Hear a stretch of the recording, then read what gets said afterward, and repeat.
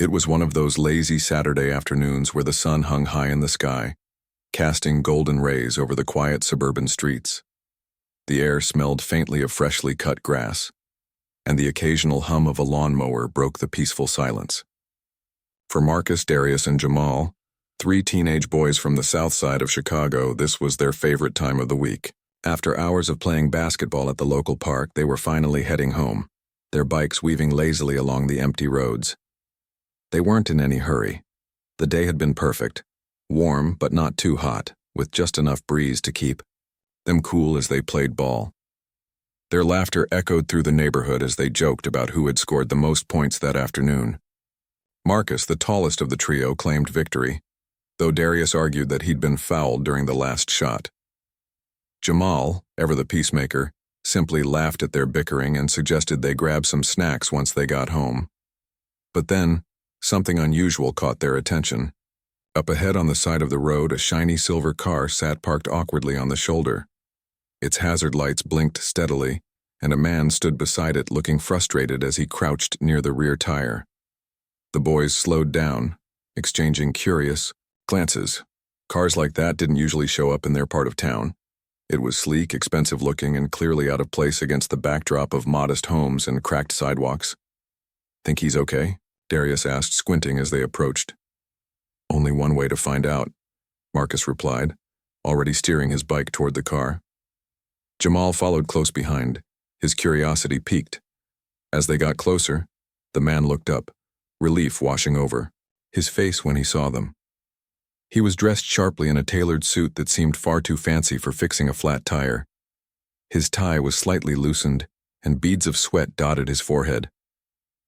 "Hey there, guys," he said, his voice warm despite the obvious stress he was under. "I'm having a bit of trouble here. Ever changed a tire before?" The boys exchanged amused looks. Changing tires wasn't exactly rocket science, but it wasn't something everyone knew how to do either. And judging by the way the man was fumbling with the jack, it was clear he wasn't one of those people. "We got you, mister," Marcus said confidently, hopping off his bike. Darius and Jamal joined him, setting their bikes aside as they surveyed the situation. The back tire was completely flat, its rubber sagging against the pavement. Tools lay scattered around the open trunk, a lug wrench, a spare tire, and the jack, but nothing appeared to be in use. "I appreciate it," the man said, stepping back to let them take over. "Name's Langston, by the way. Arthur Langston." The name didn't mean much to the boys. They nodded politely, more focused on the task at hand than introductions. Marcus knelt down and started examining the lug nuts while Darius grabbed the jack. Jamal rummaged through the trunk to make sure everything they needed was there. "You sure you know what you're doing?" Mr. Langston asked skeptically, watching as Marcus twisted the lug wrench with practiced ease. "Oh, we've done this before," Jamal assured him with a grin. "Flat tires are kind of common where we live. You pick things up pretty quick." Mr. Langston raised an eyebrow but didn't press further. Instead, he leaned against the car, crossing his arms as he observed the boys' work. They moved efficiently, each knowing their role without needing to discuss it. Darius positioned the jack under the car and began cranking it until the flat tire lifted off the ground. Meanwhile, Marcus loosened the lug nuts and handed them to Jamal, who carefully placed them in the trunk so they wouldn't get lost. The whole process took less than 15 minutes. By the time they finished tightening the spare tire into place, the boys were covered in a light sheen of sweat, but they wore satisfied smiles. "All set, Mr. Langston," Marcus announced, standing up and brushing dirt off his hands. Mr. Langston inspected their work, nodding approvingly. "You boys are lifesavers," he said earnestly. "I don't know what I would have done if you hadn't come along." "No problem," Darius replied with a shrug. "Just glad we could help." Mr. Langston reached into his pocket and pulled out his wallet. "Let me give you something for your trouble," he offered, holding out a few crisp bills. The boys shook their heads firmly. "Nah, we don't need anything for this," Marcus said. "Just paying it forward, you know." Mr. Langston hesitated, clearly surprised by the refusal. Then he smiled, slipping the money back into his wallet. "Well, if you change your mind, let me know. Seriously, thank you. You have no idea how much this means." With that, the boys hopped back onto their bikes, waving goodbye as they pedaled away. They didn't think much of the encounter as they continued their journey home, cracking jokes and planning what snacks they'd raid from the fridge.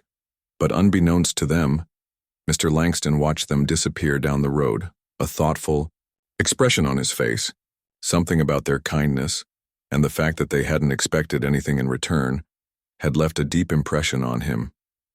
Little did the boys know, this simple act of generosity was about to set off a chain of events that would change their lives forever. Weeks passed after the mysterious visit from Mr. Langston, and life in the neighborhood seemed to return to its usual rhythm. The boys went back to their routines, playing basketball at the park, helping out around the house, and dreaming about what the future might hold.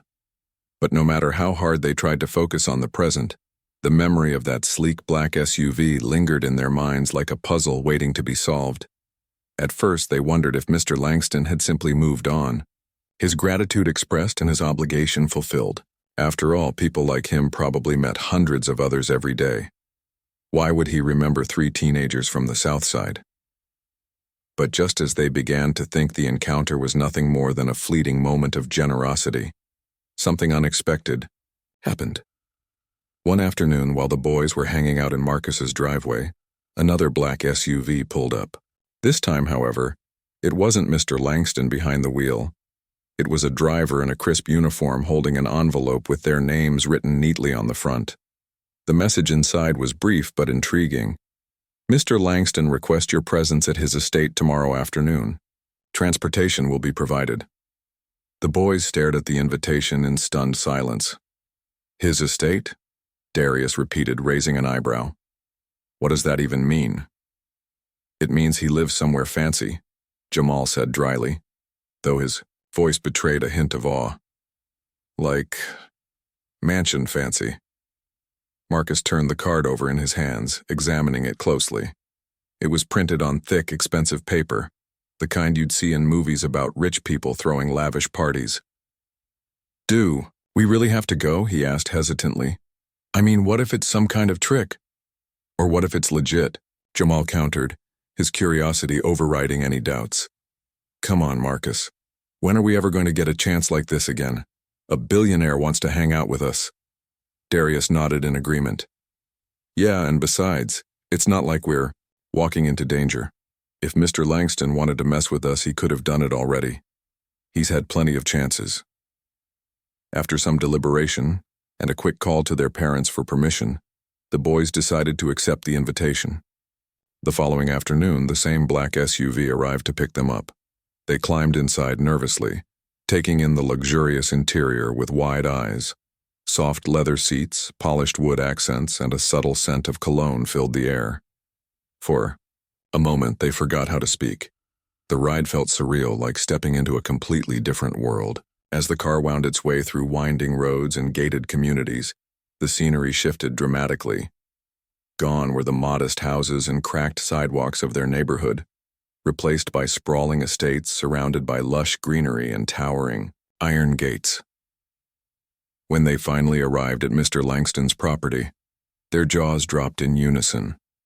The mansion was unlike anything they'd ever seen before.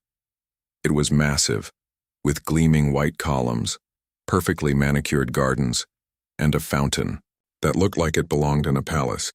A butler greeted them at the door, ushering them inside with a polite smile. The interior was equally breathtaking.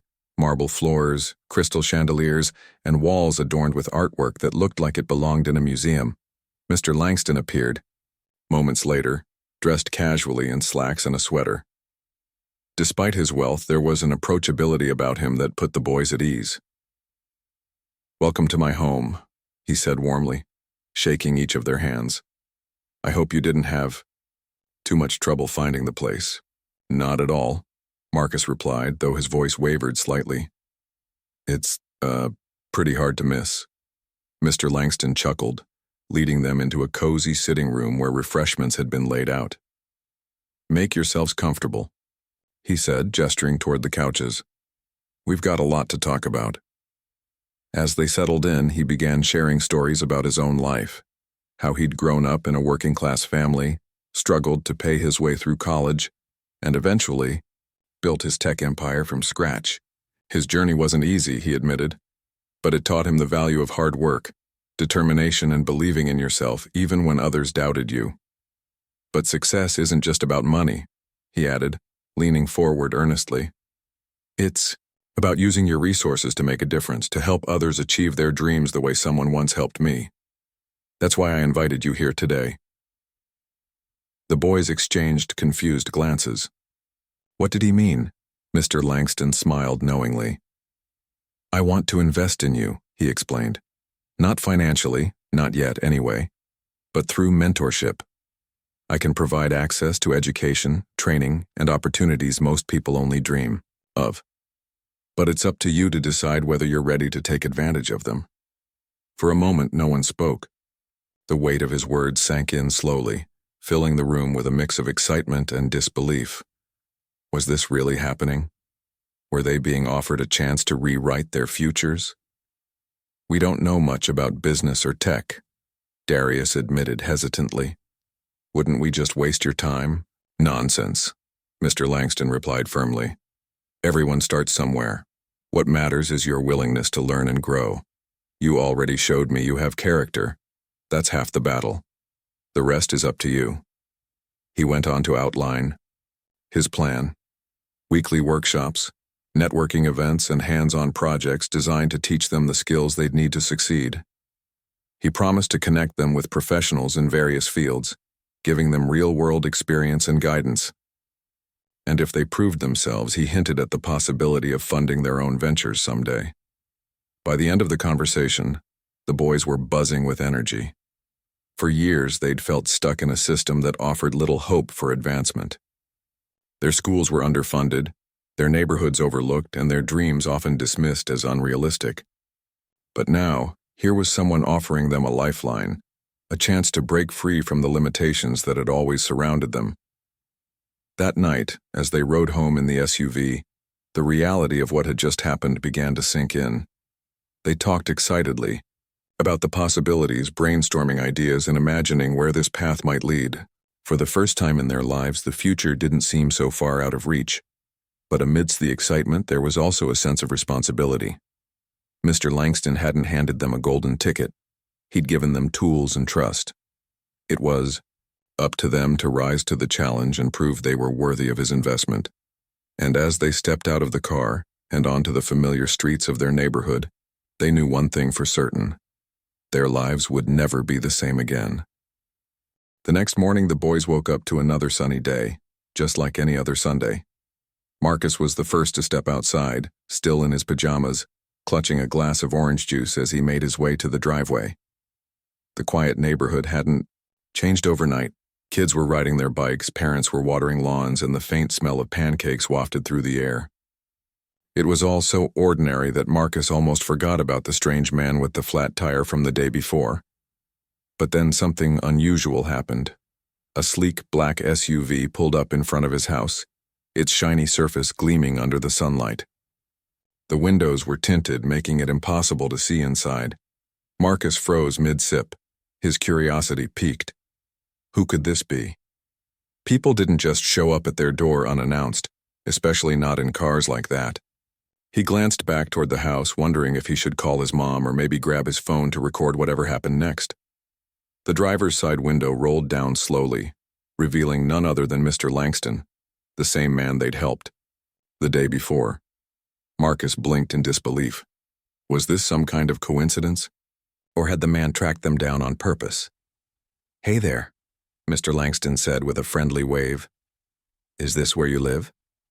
Marcus nodded cautiously, his mind racing. "Yeah. What are you doing here?" Mr. Langston chuckled, clearly, sensing the boy's unease. "Relax, I'm not here to cause trouble. I wanted to thank you properly for helping me yesterday. You and your friends did me a big favor."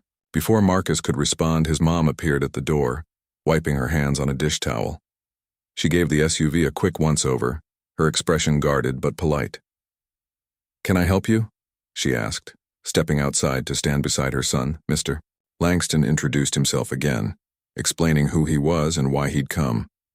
He told her how Marcus and his friends had gone out of their way to assist him when he was stranded by the side of the road.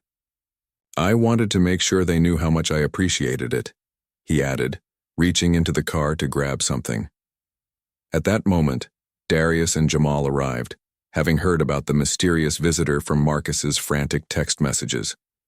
They stood awkwardly at the edge of the driveway, unsure of what to expect. When Mr. Langston turned to greet them, they exchanged nervous glances but managed to muster polite smiles. "I brought you guys a little something," Mr. Langston said, handing each of them an envelope. Inside were gift cards to a popular electronics store, enough to buy new headphones, video games, or anything else they might want. The boys stared at the cards in shock, unsure of what to say. "This is too much," Marcus finally stammered, holding up the envelope. "We didn't do anything special." "On the contrary," Mr. Langston replied firmly. "What you did was very special. Not everyone would stop to help a stranger in need, especially someone like me. You reminded me of values I sometimes forget in my line of work." His words hung in the air, heavy with meaning. The boys exchanged confused looks. What did he mean by someone like me? Before they could ask, Mr. Langston leaned back in his seat, his expression thoughtful. "I'll be honest with you," he continued. "I'm not just some guy who got lucky with a flat tire. My name's Arthur Langston. Maybe you've heard of me." The boys shook their heads, though Marcus's mom gasped softly. Even she recognized the name now. It belonged to one of the wealthiest entrepreneurs in the country. His tech company had revolutionized industries and made headlines around the world. Suddenly, the fancy suit and expensive car made a lot more sense. Seeing their stunned reactions, Mr. Langston laughed lightly. "Don't worry, I'm not here to brag. I just wanted to let you know that people like you, people who care about others without expecting anything in return, are rare, and I think that deserves recognition." He paused, studying their faces intently. "This isn't the end of our story either. I have a feeling we'll cross paths again soon. Until then, take care of yourselves." With that, he rolled up his window and drove off, leaving the boys standing in stunned silence. For several minutes no one spoke. The only sound was the distant chirping of birds and the occasional hum of passing cars. "What just happened?" Darius finally asked, breaking the spell. "I don't know," Marcus admitted, still clutching the envelope. "But I feel like we're part of some weird movie or something." Jamal shook his head, trying to process everything. "Did you hear what he said? Not the end of our story." "What does that even mean?" Their confusion only deepened as they tried to piece together the events of the past 24 hours. Had they really stumbled upon a billionaire while helping him change a tire? And why had he gone out of his way to track them down and thank them personally? Marcus's mom broke the silence, her voice calm but firm. "Whatever it means, boys, remember this. Kindness always comes back to you. Whether it's a gift card or something bigger, treating people right will never lead you astray." Her words resonated with them, though they couldn't shake the feeling that something extraordinary was brewing. Over the next few days, they found themselves replaying the encounter over and over in their minds. The sleek black SUV, the cryptic comments, the generous gift cards. It all seemed too surreal to be real. But deep down, they couldn't ignore the spark of excitement growing inside them. If Mr. Langston truly meant what he said, then maybe, just maybe, this was the start of something life-changing. The weeks that followed Mr. Langston's offer felt like stepping into a completely new chapter of their lives. At first, the boys were overwhelmed, not just by the opportunities being presented to them, but also by the sheer unfamiliarity of it all. They had grown up in a world where success stories seemed reserved for people on TV or in magazines, not kids like them. Yet here they were, sitting in sleek conference rooms, attending workshops led by industry experts and learning skills they never thought they'd need. Their first few sessions were eye-opening. The workshops covered everything from coding and app development to marketing strategies and financial planning. For Marcus, who had always been fascinated by technology, the coding classes became his favorite part of the program. He quickly discovered a natural talent for programming, spending hours outside of class tinkering with code and building simple apps. His first project was a basic calculator app, which he proudly showed off to Darius and Jamal during one of their study sessions. "Not bad," Darius said, scrolling through the app on his phone. "But what's the point? Everyone already has a calculator." "That's not the point," Marcus replied, rolling his eyes. "It's about learning how to build something from scratch. Once I get better, I can make apps that actually solve problems," Jamal chimed in, ever the optimist. "Like an app that helps people find scholarships or jobs. That could be useful." Marcus nodded thoughtfully. "Exactly. Something that makes life easier for people like us." Meanwhile, Darius found his calling in marketing. Unlike Marcus, who preferred working alone behind a computer screen, Darius thrived in group settings. He loved brainstorming ideas, crafting campaigns, and figuring out how to connect with different audiences.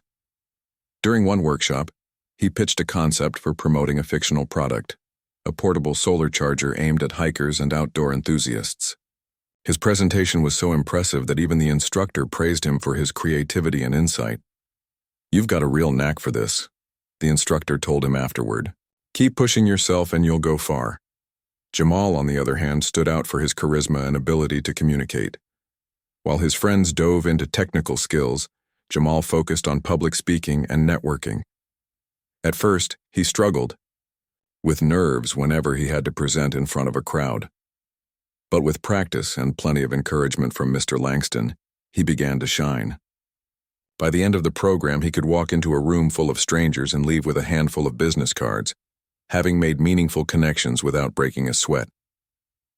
Despite their individual strengths, the boys leaned on each other throughout the process. There were moments when the workload felt overwhelming, especially since they were juggling school, family responsibilities, and their newfound commitments. Late-night study sessions became a regular occurrence, with the three of them huddled around a laptop in Marcus's bedroom, debating algorithms, design layouts, and pitch strategies. Their bond grew stronger with each challenge they faced together. One of their biggest breakthroughs came during a team project assigned by Mr. Langston. The task was to create a solution to a problem affecting underserved communities. After much discussion, they settled on an idea inspired by their own experiences, an app that connected low-income students with scholarship opportunities and mentorship programs. They called it Bridge Builders. The concept was simple yet powerful. Users could input information about their interests, academic goals, and financial needs, and the app would match them with relevant scholarships, grants, and mentors. It also included a feature for tracking application deadlines and providing tips for writing essays and preparing for interviews. When it came time to present their project to a panel of investors and entrepreneurs, the boys were nervous but determined. They had spent countless hours refining their pitch, designing mock-ups, and testing prototypes. As they stood on stage, dressed in outfits borrowed from Mr. Langston's wardrobe, he insisted they look the part. They could feel the weight of the moment pressing down on them. Marcus took the lead, explaining the technical aspects of the app and demonstrating its functionality. Darius followed with a passionate overview of their marketing strategy, emphasizing how they planned to reach students who needed the service most. Finally, Jamal wrapped things up with a heartfelt appeal, sharing personal anecdotes about the struggles they'd faced growing up and why this app mattered so much to them. By the time they finished, the room erupted in applause. Even the toughest critics on the panel couldn't hide their admiration. One investor approached them afterward, shaking their hands enthusiastically. "This is exactly the kind of innovation we need," he said. "You're not just building an app, you're creating opportunities for people who might otherwise fall through the cracks." The praise was exhilarating, but the real reward came later when Mr. Langston pulled them aside. "I'm proud of you," he said simply, his voice filled with genuine emotion. "You've proven that you belong here. Now it's up to you to keep going." Encouraged by the positive response, the boys threw themselves into developing Bridge Builders. With Mr. Langston's support, they secured funding to turn their prototype into a fully functional app. They partnered with local schools, community organizations, and tech companies to spread the word and gather feedback. Within months, the app gained traction, helping hundreds of students access resources they desperately needed. As their confidence grew, so did their ambitions. Marcus started exploring artificial intelligence, dreaming of ways to make the app smarter and more intuitive. Darius launched a social media campaign to promote bridge builders, using his marketing expertise to reach a wider audience. Jamal became the face of the project, giving interviews and speaking at events to share their story and inspire others. Through it all, they remained grounded, remembering where they came from and why they started this journey in the first place.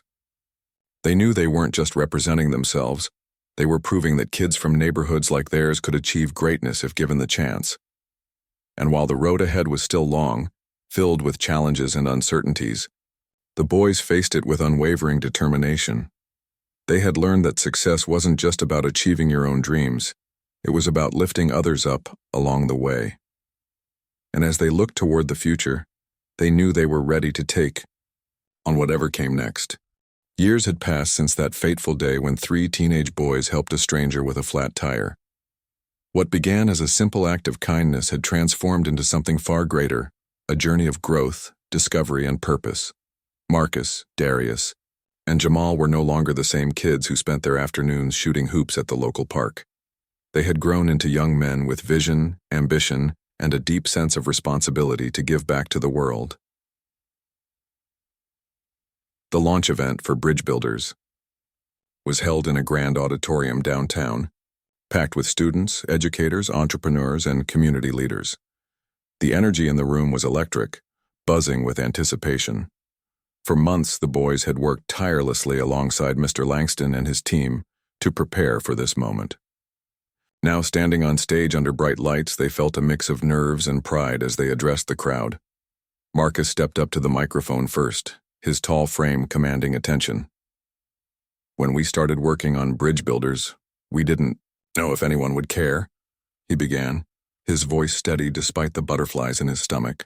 "We just knew there were kids out there like us, kids with big dreams but limited resources, kids who needed someone to believe in them." He paused, glancing at Darius and Jamal before continuing. "This app isn't just about scholarships or mentorship programs. It's about creating opportunities where none existed before. It's about telling every student, no matter where they come from, that their future is worth fighting for." The audience erupted into applause, and Darius took over, his charismatic smile lighting up the stage. "We've seen firsthand how hard it can be to break free from the circumstances you're born into," he said. "But we've also learned that obstacles don't define you. Your determination does, and sometimes all it takes is one person, or one opportunity, to change everything." Finally, Jamal spoke, his words carrying the weight of emotion.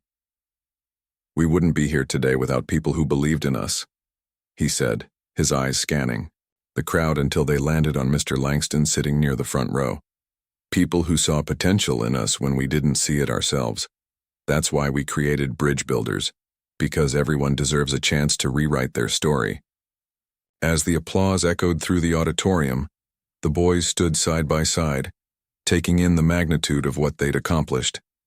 It wasn't just about the app, it was about the ripple effect it could create.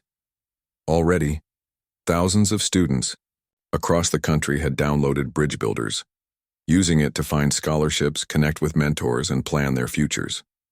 Schools and nonprofits were partnering with them to expand its reach, ensuring that even the most underserved communities had access to these resources. After the speeches, the event shifted to breakout sessions, where attendees could ask questions, share ideas, and learn more about the app's features. Marcus, Darius, and Jamal moved between tables, engaging with participants and hearing their stories. One high school senior named Jasmine shared how she'd used Bridge Builders to secure a full-ride scholarship to her dream university. Another attendee, a teacher from a low-income district, thanked them for giving her students hope during uncertain times. These interactions reminded the boys why they had started this journey in the first place. Success wasn't measured by money or fame. It was measured by the lives they touched and the barriers they helped break down. Later that evening, after the event wrapped up, the boys gathered backstage with Mr. Langston. He looked at them with pride, his expression softening as he reflected on how far they'd come. "You've done incredible work," he said, clapping Marcus on the shoulder. But remember, this is only the beginning. We know, Jamal replied, grinning. There's still so much to do. Inspired by their own experiences, the boys decided to take their mission a step further.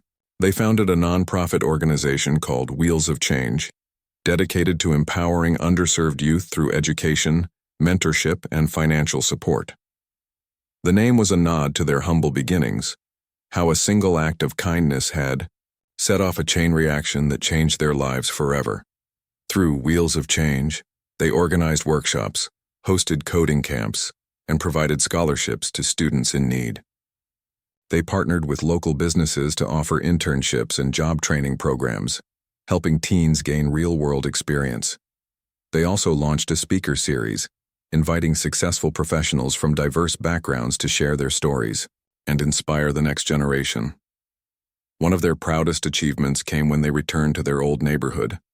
With Mr. Langston's help, they renovated the rundown community center where they used to hang out as kids. It now housed a state-of-the-art computer lab, a library stocked with books donated by local authors, and a space for hosting events and activities. On opening day, dozens of families showed up to celebrate, many of whom had watched the boys grow up.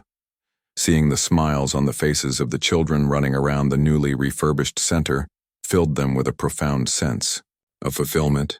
"This is what it's all about," Darius said, watching a group of kids huddled around a laptop, eagerly learning how to code. "It feels like coming full circle," Marcus added, his voice tinged with emotion. "Like we're planting seeds for the future." As the years went by, Marcus, Darius, and Jamal continued to build on their success. Marcus pursued a degree in computer science, eventually becoming a lead developer at a major tech company while mentoring young coders in his spare time. Darius landed a role in marketing, using his skills to promote social causes and amplify voices that needed to be heard.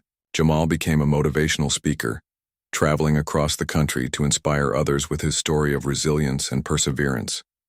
Despite their individual paths, they remained inseparable, always supporting each other and staying true to their roots. Their bond was stronger than ever, forged not just by shared memories but by a shared commitment to making a difference. Looking back, they realized that their journey hadn't been easy. There had been moments of doubt, setbacks, and challenges that tested their resolve. But through it all, they had leaned on each other and on the lessons they'd learned along the way. They understood now that success wasn't about avoiding failure. It was about rising above it and never losing sight of your purpose.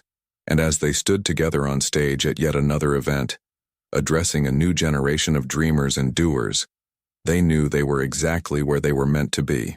Their story was proof that kindness, hard work, and belief in oneself could lead to extraordinary outcomes, not just for themselves but for countless others whose lives they had touched. In the end, it wasn't about being rich or famous. It was about leaving the world better than they found it. And as long as there were people willing to lend a hand, pay it forward, and believe in the impossible, the wheels of change would keep turning.